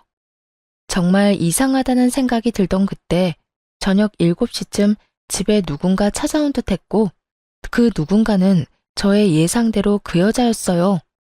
두 사람은 제가 없는 제 집에서 마치 신혼부부라도 되는 양 행복한 시간을 보내기 시작하더라고요. 그러면서 나누는 두 사람의 대화에 손이 벌벌 떨리더군요. 자기야, 왜 이렇게 오랜만에 왔어? 아이고, 혹시 모르잖아. 일도 바쁘기도 했고 그날 주원이가 나한테 엄마라고 하면서 내 무릎에 앉는데 내가 태어난 척했지만 정말 깜짝 놀랐다니까. 자기 부인은 아무 말도 안 했어? 내가 말했잖아. 그 여자 눈치가 진짜 없다고. 그날도 무사히 잘 넘겼다고. 자기 덕분에 밥 편하게 먹었다고 오히려 고마워하더라니까. 그나저나 나도 깜짝 놀랐지 뭐야. 엄마라고 하라고 시키긴 했지만 집사람 앞에서도 자기한테 엄마라고 할 줄은 전혀 몰랐잖아. 남편은 아들의 머리카락을 쓰다듬으며 상간녀를 보고 웃고 있었고 상간녀 역시 남편과 눈을 마주하며 웃는가 싶더니 아들을 끌어안고 경악스러운 말을 하기 시작했어요. 그러니까 우리 주원이가 참 똑똑하다니까. 주원아, 엄마 해봐. 엄마. 그래 주원아. 지금부터 익혀둬. 네 엄마가 될 수도 있으니까 말이야. 남편과 상간녀는 제 아들을 붙잡고 엄마라고 말하라며 시키고 있었고 아직 아무것도 모르는 아들은 그저 맑게 웃고 있더라고요. 그 모습을 보는데 정말 눈이 돌아버릴 것만 같은 기분이었어요. 그게 끝이 아니에요. 상간녀는 옷방으로 들어가 편한 옷까지 갈아입고 나와선 집 주인인 척 행세를 하는데 정말 집으로 당장 뛰어가고 싶은 심정이었어요. 그 모든 장면을 보는데 왜 제 아들이 상간녀에게 엄마라고 부르며 살갑게 굴었는지 알 것만 같더라고요. 기특하고 똑똑하다며 아들에게 관심을 주는 것도 잠시. 둘만의 시간을 보내기 시작하자 아들은 방에서 혼자 놀고 있으라며 뒷전이 되어버렸고 두 사람은 그저 세상에 둘만 남은 사람처럼 시간을 보내더군요. 그런데 자기야, 자기 정말 이혼할 거야? 너? 자기가 원하면 이혼이든 뭐든 다 할 수 있지. 자기는 내가 이혼하고 자기랑 살았으면 좋겠어? 나야 그러면 좋지. 이혼을 하더라도 최대한 조용하게 잡음 없이 해야 해. 당신 부인이 알면 위자료는 둘째치고 우리 일에도 지장이 생길 수도 있다고. 그래, 나도 알아. 그런데 집사람은 걱정도 하지 마. 지금쯤 아무것도 모르고 열심히 일만 하고 있을 테니까 말이야. 어쨌든 나도 조용히 빠르게 이혼할 수 있는 방법을 찾고 있으니까 조금만 더 기다려줘. 당연하지. 언제까지든 기다릴 테니 이혼하고 오기나 해. 두 사람은 제가 모든 것을 듣고 보고 있다는 사실은 상상치도 못한 채 저와의 이혼을 계획하고 있었고 그 모습을 보는 저는 분노로 몸이 다 떨려왔어요. 그렇게 전 모든 상황들을 보며 이혼을 결심하게 되었고 아들을 뺏기지 않고 보호하고자 계획을 세우게 되었죠. 들어보니 남편은 아들을 본인이 키우고 싶어 하는 것 같았고 상간녀는 그런 남편의 말에 동의하는 척은 하지만 진심은 그게 아닌 듯 했습니다. 남편이 잠시 화장실을 가거나 하면 다가오는 아들을 밀어내기 바빴으니까요. 모든 증거를 확보한 저는 회사를 며칠 쉬기로 하고 변호사를 만나며 이혼을 준비하기 시작했어요. 남편의 외도로 비롯된 이혼이기도 하고 상간녀의 행동, 남편이 아들이 있는 장소에서 외도를 저지른 점, 거기에다 두 사람의 시간을 보내느라 우는 아들을 그냥 방치한 점 등 여러 가지 증거로 볼 때 양육권은 제가 가지고 올 확률이 거의 확실하다고 했지만 더 확실하게 양육권을 가져올 증거가 필요했어요. 그래서 남편을 시댁으로 불렀고 시댁에서 확실하게 제 양육권을 확보하기로 했죠. 아들을 친정에 맡기고 온 남편이 시댁으로 들어왔고 전 남편 놈이 들어오자마자 남편의 싸대기를 시원하게 날려버렸죠. 순식간에 일어난 일에 남편과 시모는 멍하니 보고만 있었고 시모는 목덜미를 잡고 개거품을 물고 있더라고요. 너, 이게 무슨 짓이야? 감히 내 앞에서 누구 얼굴에 손을 대는 게야? 네가 정녕 미친 거야? 어머님, 미친 사람은 내가 아니라 이 사람이에요. 제 말에 남편은 억울하다는 듯 저를 보며 득달같이 따지고 들기 시작했어요. 내가 뭘 잘못했는데 다짜고짜 이러는 거야? 내가 갑자기 왜 이러는지 조금도 짐작이 안 가니? 그만큼 당당한 거야? 아니면 워낙 잘못한 게 많아서 뭘 말해야 할지도 모르겠는 거야? 말을 해. 당신이 아무 설명도 없이 이러는데 내가 어떻게 알아? 정확히 설명을 해보란 말이야. 아, 그래? 그러면 이거 좀 볼래? 여전히 아무것도 모르겠다는 표정으로 피해자인 척하는 남편을 향해 미리 영상분을 캡처해 뽑은 사진을 남편의 얼굴에 냅다 던져버렸어요. 땅바닥에 떨어진 사진을 봤는지 남편 얼굴이 점점 사색이 되어 가더라고요. 당신 아주 대범하더라. 감히 우리 집에서 이딴 짓을 해? 그것도 내 배 아파서 난 내 자식 앞에서? 네가 이러고도 인간이야? 이게 아빠라는 인간이 할 짓이냐고. 차라리 애를 맡기고 밖에서나 만나서 놀아야지. 이게 도대체 뭐 하는 짓이야?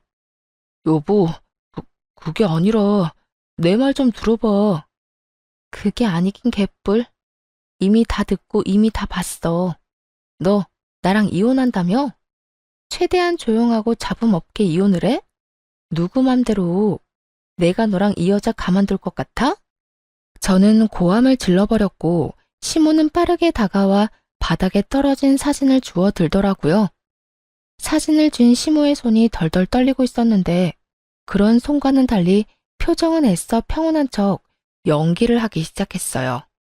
그 상황에서도 어떻게 해서든 남편에게 불리한 상황을 만들기 싫어 악착같이 괜찮은 척, 아무렇지 않은 척, 태연한 척 연기를 하는 것이었죠.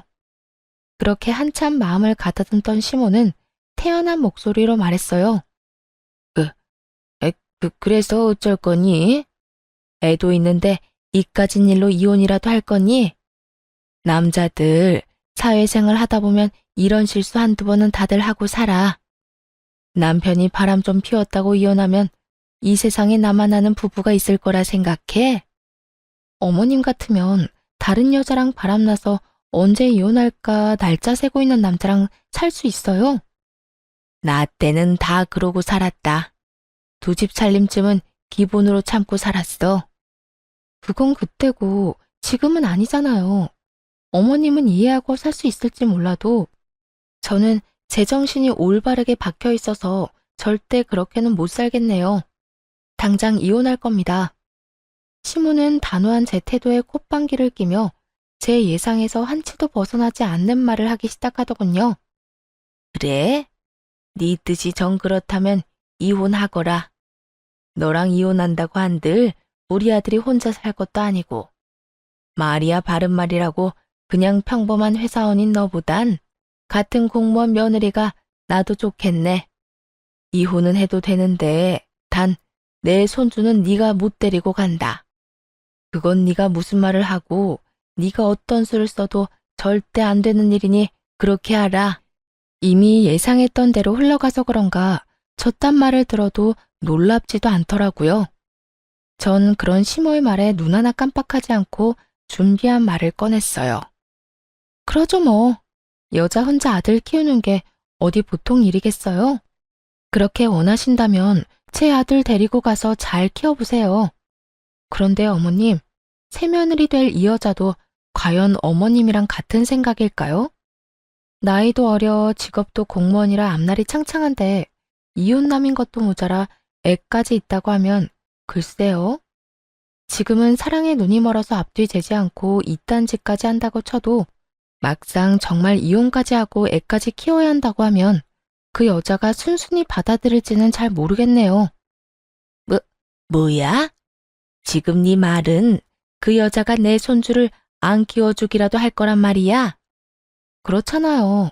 어머님 같으면 직업도 공무원에 나이도 어린데 이혼남도 모자라 애까지 키워야 한다고 하면 그런 결혼할 것 같아요. 제가 본 게 좀 있어서 그러는데 그 여자 절대 제 아들 제대로 안 키울 거예요. 우리 집에 나 몰래 왔을 때도 남편이 화장실 가니 애는 나 몰라라 하던데요, 뭘. 이렇게 바득바득 우겨서 데려간 아들 다른 데는 맡기지는 못할 거고 그렇다고 해서 어머님이 이제 걷기 시작한 애를 도맡아 키울 수는 없을 텐데 그래도 손주가 아까워서 저에게 못 주겠다고 하면 하는 수 없죠. 제가 포기할게요. 시모는 제 말을 가만히 듣고 있더니 일리가 있다 싶었는지 순식간에 말을 뒤집더군요. 아, 아니다. 모름지기 애는 엄마가 키워야 하는 게야. 나야 물론 내 새끼 곁에 두고 보면 좋겠지만 어디 내 생각만 할 수 있니? 우리 손주를 위해서 이 할미가 포기할 건 포기해야지 뭐. 시모의 말에 남편이 나서 그럴 순 없다고 했지만 그 역시도 아들 혼삭기를 막을까 걱정됐던 시모가 득달같이 반박하고 나서주더군요. 그래도 애를 어떻게 보내? 난 내 아들이랑 같이 살 거야. 내 아들이랑 떨어져 살기 싫다고. 이 녀석아, 조용하지 못해? 애야 한 번씩 보면 되지만 넌 이혼해서 혼자 어떻게 살 거야? 한평생 외롭게 살 거야? 그건 걱정하지 마. 지혜가 우리 아들 자기 자식처럼 키워준다고 했다고. 그걸 다 믿어? 지금이야 너한테 눈이 멀어서 애가 어려도 뭐든 다 하겠다고 말하겠지만 막상 너 이혼하고 네가 아쉬운 처지 돼봐라. 그때도 네 말처럼 애 키운다고 말이 나올지. 그리고 너희 살면서 애라도 생기면 어떻게 할 거야? 여자는 제 배 아파 낳은 자식한테 손길 눈길 한 번씩은 더 가게 되는 법이야. 설마 우리 지혜 그런 여자 아니라고. 그런 여자라서 그렇게 행동하는 게 아니라 그런 상황이니 그렇게 행동할 수밖에 없다는 걸 왜 몰라 이 녀석아. 괜히 애 때문에 상황 시끄럽게 만들지 말고 그냥 넌 홀가분하게 애 주고 와서 깨끗하게 새 출발해. 시모의 반박 불가한 말에 남편은 어느새 수긍하며 고개를 끄덕이고 있었고 전 마음속으로 쾌재를 불렀습니다. 만약 그럼에도 시모와 남편이 양육권을 가지려 우겨대면 읊어주려고 미리 작성해왔던 변호사님의 자문도 주머니 속에 있었거든요. 뭐 귀찮은 일은 덜었던 것이었죠. 그래, 그러면 우리 아들 양육권은 당신이 가져. 그 대신 우리 아들 잘 키워야 한다. 정말 잘 키워야 해. 어쩔 수 없지 뭐. 그런 걱정은 하지도 마. 그래도 내가 엄만데 남보다 내가 더 지극정성으로 키우지 않겠어? 당신은 이상한 걱정하지 말고 이혼이나 잘 준비해. 그렇게 양육권 문제도 마무리되었고 그 자리에서 양육권 포기 각서도 받았습니다. 물론 양육권을 포기한다는 모든 대화 내용도 녹음을 따로 해두었고요. 양육권을 확보하게 된 저는 이혼 절차에 박차를 가했고 소장이 다 작성되던 그날 바로 이혼 서류와 상간녀 소장을 가지고 직접 남편과 상간녀가 일하는 사무실로 찾아갔습니다.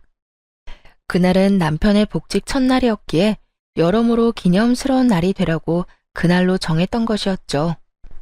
아침 일찍 사무실로 찾아가니 때마침 사람들이 다 모여 남편의 복직을 환영하고 있더라고요. 이혼도 코앞으로 다가왔겠다. 회사 복직도 했겠다. 입이 찢어질 듯 웃고 있던 남편과 상간녀는 저를 보자마자 얼굴이 새파랗게 질려가더군요. 당신 여기까지 무슨 일이야? 무슨 일은 직접 줄 게 있어서 이렇게 왔지. 이렇게 말한 저는 손에 들린 서류 봉투를 흔들었고 남편은 어떤 것임을 짐작했는지 저를 끌고 나가려고 안간 힘을 쓰더라고요. 이렇게 쉽게 끌려나가려고 그 아침 대바람부터 찾아온 것이 아니었잖아요. 전 초인적인 힘을 발휘해 남편을 뿌리치곤 남편의 얼굴엔 이혼 서류를, 상간녀의 손엔 상간녀 소장을 쥐어줬어요. 이건 당신 거고 이건 그쪽 거. 보면 알겠지만 당신한테 준 건 이혼 서류고 그쪽한테 준 건 상간녀 소장이야. 제 입에서 상간녀라는 단어가 나오자 사무실엔 정적이 흐르고 모두가 놀란 토끼 눈을 하며 남편과 상간녀를 번갈아 보더군요. 상간녀는 이런 와중에도 발뺌하기 바쁘더라고요. 이걸 왜 날 줘요? 사람 착각한 것 같은데 저 이런 거 받을 이유가 없다고요. 받을 이유가 없어? 그럼 내가 받을 이유를 여기서 한번 읊어줄까? 너 나 회사 출근하면 우리 집에 들락날락 했던 거 내가 모를 줄 알아? 내 남편한테 이야기 못 들었니? 내가 다 알았다는 거. 아니면 이야기는 다 들었지만 내가 이렇게까지 나올 줄은 몰랐던 거야?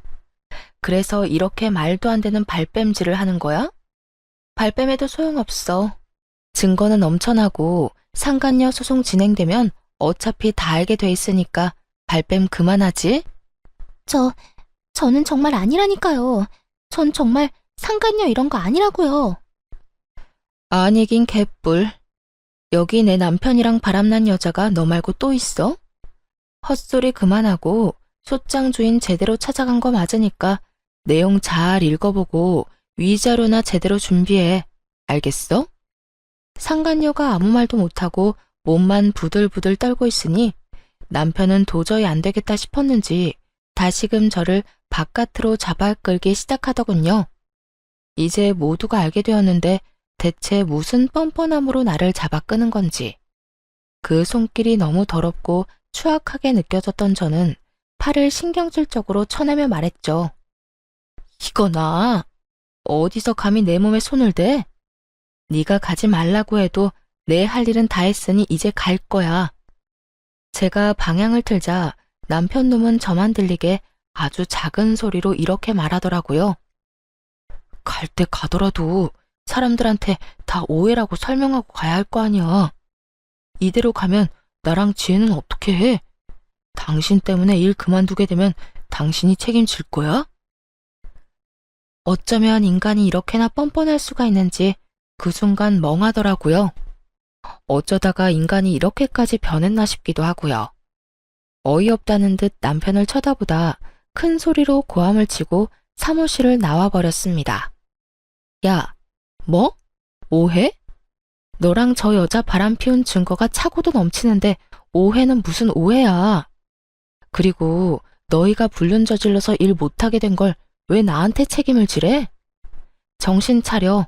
내 인생 망친 너희들이 나한테 어떻게 해줘야 하지. 너희한테 내가 해줄 건 복수 말곤 없다 이거야. 할 일을 무사히 마친 저는 집으로 돌아와 버렸고 그 후 본격적인 이혼이 진행되었어요. 저는 두 사람 모두에게 위자료를 받게 되었고 양육권 재산 분할까지 제가 원하는 대로 이혼을 마쳤죠. 전 남편과 상간녀는 불륜 사이가 기정사실화되었고, 당연히 내부 징계를 통해 힘들게 공부해서 된 공무원이란 직업을 그만두게 되었죠.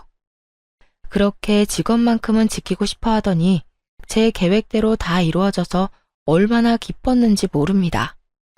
재판을 통해 이혼이 확정되는 날, 전 남편과 상간녀가 백수 신세가 되었단 걸 알았는지 시모에게 전화가 와 온갖 악담을 퍼부어대더군요. 네가 그러고도 사람이야? 그냥 조용히 이혼이나 하면 되지. 거길 왜 찾아가서 우리 귀한 애들 백수로 만들고 난리야? 너 어떻게 책임질 거야?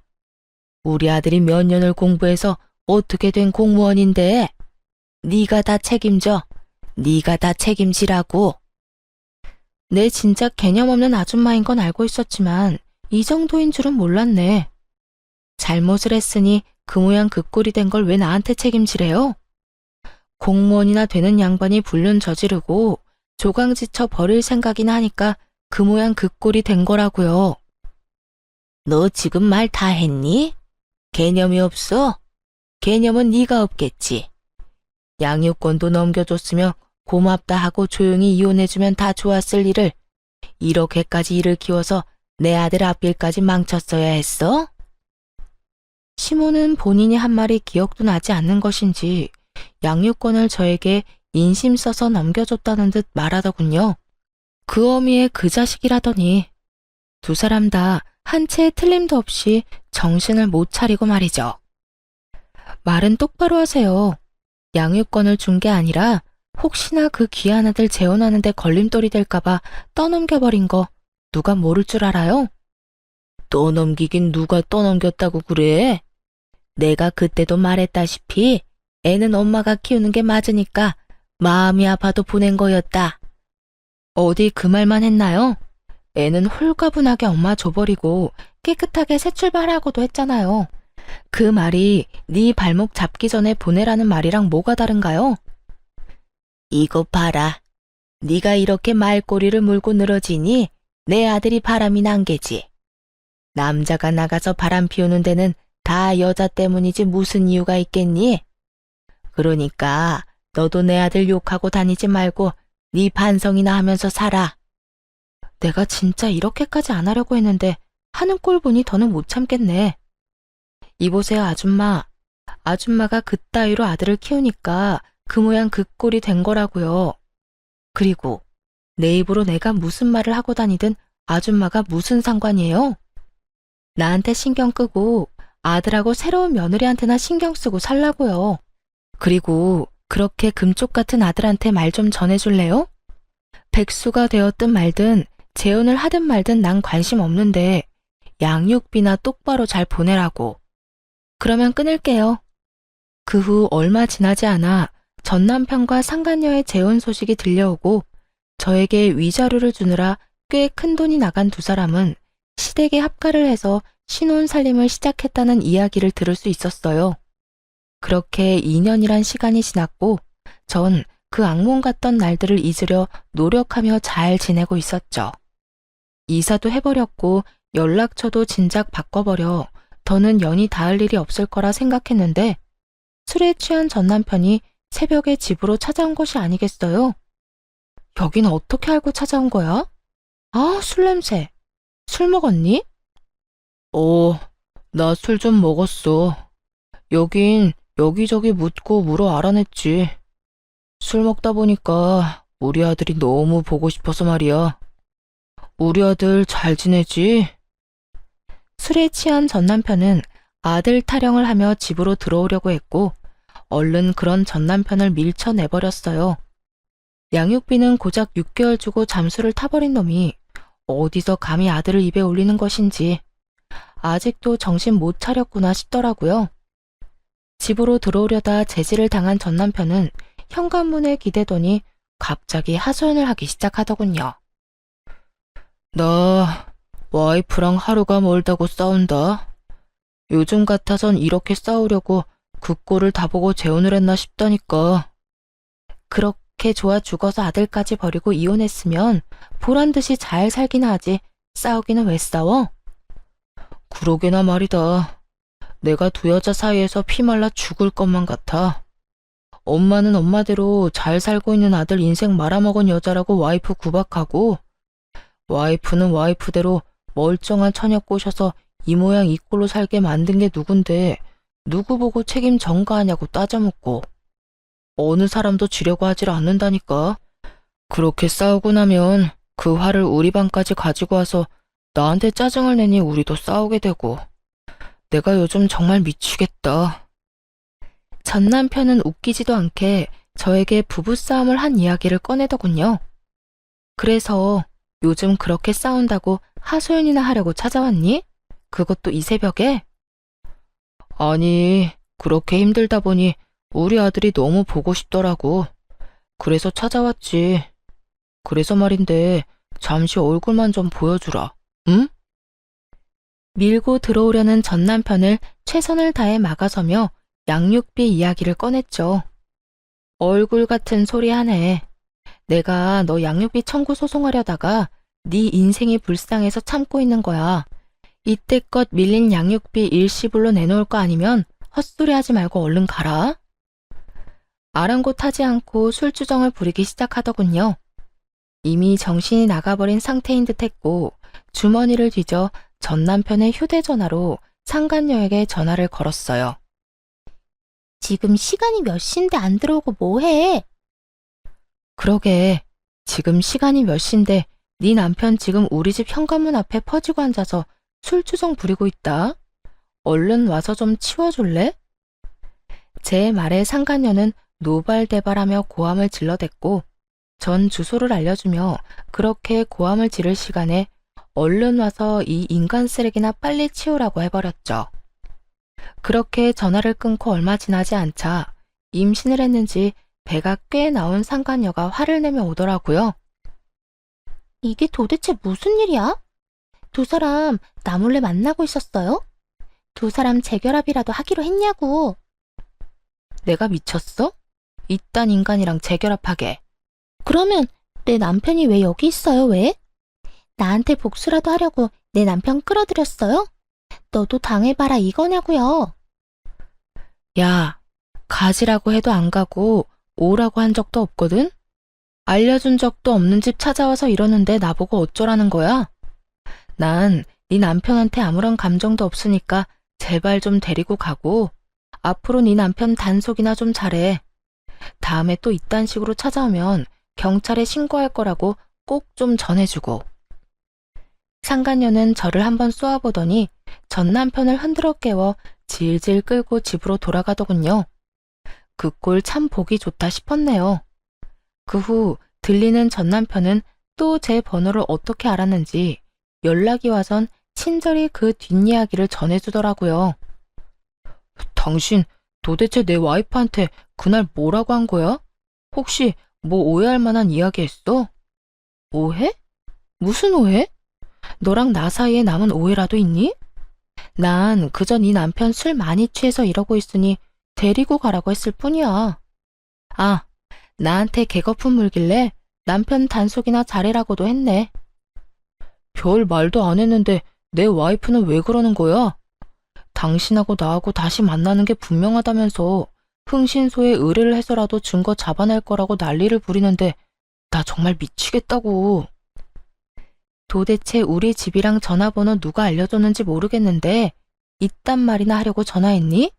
술도 다 깬 것 같으니까 다시 한번 말할게.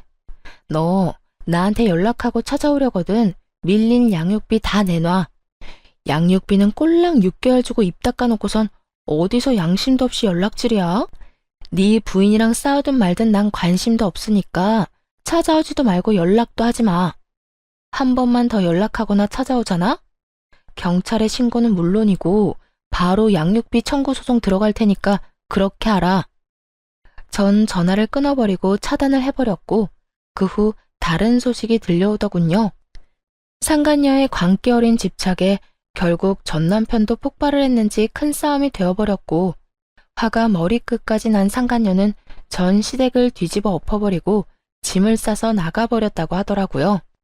전 시모는 그 모습을 보곤 목덜미를 잡고 뒤로 넘어가 버렸고 세상에 다시 없을 사랑이라고 자부하던 두 사람은 이혼을 하게 되었다고 합니다. 뱃속에 아기까지 있는데도 말이죠. 그렇게 사랑해서 모든 걸 다 버리고 결혼까지 하더니 그 사랑의 결말이 겨우 가정 파탄이라니. 역시 불륜 커플에 어울리는 결말이다 싶었네요. 그러게 바람 피운 게 뭔 죄냐며 창피한 줄 모르고 나댈 때 알아봤죠. 그 후 전 잘 지내고 있습니다. 몇 년이라는 시간이 또 지났고 아이는 이제 유치원에 다니고 있어요. 그리고 또 전해드릴 좋은 소식은 제가 결혼을 앞두고 있다는 것이에요. 제가 만나는 남자는 회사 거래처 사람으로 알고 지낸 지는 오래된 사람이에요. 이혼을 하고 3년 뒤쯤엔가 우연찮은 계기로 밥을 함께 먹게 되었고 이런저런 이야기를 나누다 가까워졌죠.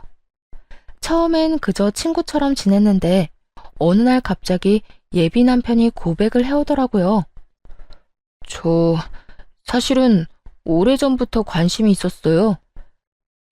그게 이혼하고 난 뒤부터 말이에요. 상황이 상황인지라 천천히 다가가려고 했는데 마음이 자꾸 급해져서 안 되겠어요. 우리 지금처럼 친구같이 만나는 거 말고 좀 더 가까운 사이로 지내면 안 될까요? 이 고백을 듣는데 제 인생에는 다시 없을 거라 생각했던 설렘이 느껴지더라고요. 그래도 애까지 있는 돌싱녀에겐 너무 아까운 사람이라는 생각에 그저 안 된다고 밀어냈는데 그런 저를 끝까지 잡아주더라고요. 그렇게 저는 예비 남편의 마음을 받아주게 되었고 결혼까지 앞두고 있네요.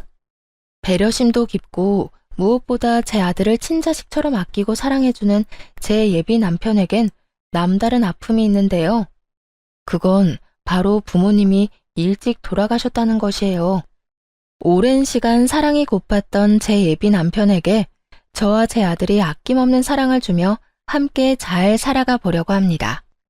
어렵게 시작한 관계이고 힘들게 마음먹은 재혼인 만큼 더 신중하고 더 최선을 다해 살아보려고요. 다들 응원해 주실 거죠? 사실 아들을 데리고 이혼을 하게 될 때만 해도 제가 재혼을 할 거란 생각은 하지도 못했었어요. 하긴 예상하지 못한 이혼도 했는데 재혼은 못하란 법은 없긴 하죠. 어쨌든 이혼할 때까지만 해도 여자로서의 제 삶은 끝이 났고 오로지 엄마로서의 삶만 남았다고 생각했는데 그건 또 아니더라고요. 그렇다고 해서 이혼을 하고 난 후 아들과 살던 시절이 행복하지 않았던 건 아니었지만 새 사람이 되고 나니 그 행복은 배가 되어 돌아왔어요. 제가 이런 말을 하는 이유는 바로 저와 비슷한 상황에 계신 분들 때문인데요. 아이가 있기 때문에 한 번의 실패 때문에 등등 많은 이유로 새 출발을 생각도 하지 않는 분들이 많더라고요. 그런 분들께 말씀드리고 싶어요. 자녀분을 홀로 양육하고 있다는 건 그만큼 사랑이 넘치고 책임감이 있다는 뜻이고 이혼을 했다는 건 손가락질 받거나 욕먹을 일이 아니란 것이에요.